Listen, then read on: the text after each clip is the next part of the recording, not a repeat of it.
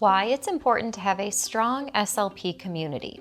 How to establish a support group. Do you have a solid medical SLP community you can lean on?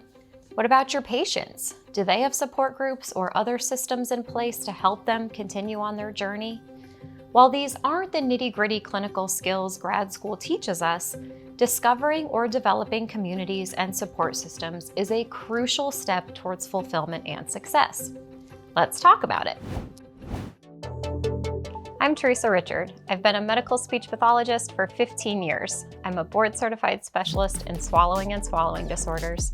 I'm the founder and CEO of the MedSLP Collective and MedSLP Education. You don't have to do it alone. In fact, you're not expected to. One thing I wish I learned earlier in my career is that there are so many other SLPs ready and willing to help you. Our field is still so very premature, and there are so many conditions, assessments, treatment protocols that it's nearly impossible to know every single one of them. But our patients are sort of relying on it. My career fulfillment and confidence really took off once I found a community of other like-minded SLPs who were non-judgmental and really just wanted to help me help my patients for the betterment of this field. When I first started my fees business, I'd had some training under my belt and some good mentors to assist me. But the dialogue was mostly one-sided. Like I would send a picture of an excrescence, ask for help describing it. That of course is totally helpful. But then I found a really solid core group of friends who didn't just answer my questions, but helped move the conversation forward and continued to challenge me. We started asking each other clinical questions, and it evolved into, oh yeah, I had a patient with that too. They had to be sent out right away for ENT to remove it because it was starting to impede the airway. Having these high-level conversations with not only mentors who had seen these things before, but were willing to trade stories of what to do next, how to prepare the patient and family, really improved my practice significantly. Your patients deserve a strong community as well. Since so many conditions that we treat are not very well known, it's important for us to get our patients involved with support groups if and only if that's important to your patient. For some patients, it may mean the difference in being successful or not. For others, it might be burdensome and just one more thing on their plate to handle and show up for. I was part of a laryngectomy support group at one time, and it still impacts me today how powerfully supportive this group was.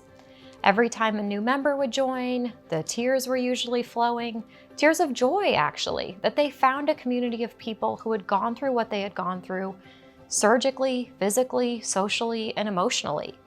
There were even people in that group that had been there for 10 plus years. There were some snowbirds that were only there half of the year because they spent the other half in warmer climates, but they always came back to this group and this community. What was so powerful about this group was that it was led by SLPs, but the other members really truly did the teaching. They would help each other with their electrolarynx, or where to go if they were having issues with a stoma. It was really beautiful to see this community rally around each other and support each other. I'll be posting other videos just like this that you won't want to miss, so make sure to hit that like or subscribe button, or turn on the notification bell. Also, comment below and let me know what you would like to see in an SLP support group. Now, if there aren't any support groups in your area, check out the NFOSD, the National Foundation of Swallowing Disorders, or the Dysphagia Outreach Project. They both provide wonderful support for establishing one. If starting a support group is out of your wheelhouse, consider finding a virtual group for your patients. One of the most positive things to come from COVID has been the increase in virtual support groups. This might be a much better option for some of our patients with mobility or transportation issues, or some that just aren't comfortable being in a room and discussing these things yet. I recently recorded a podcast episode with two gentlemen who met in an online support group for dysphagia. It was a wonderful conversation that left everyone in tears, but the one man expressed how the other man helped him so immensely. He said he had never met anyone with the type of dysphagia that he had. Never knew anyone else that had trouble chewing or had to eat different food consistencies. It really demonstrated how powerful our field is if the right type of support is provided. Need a supportive community to help you problem solve some of your toughest cases?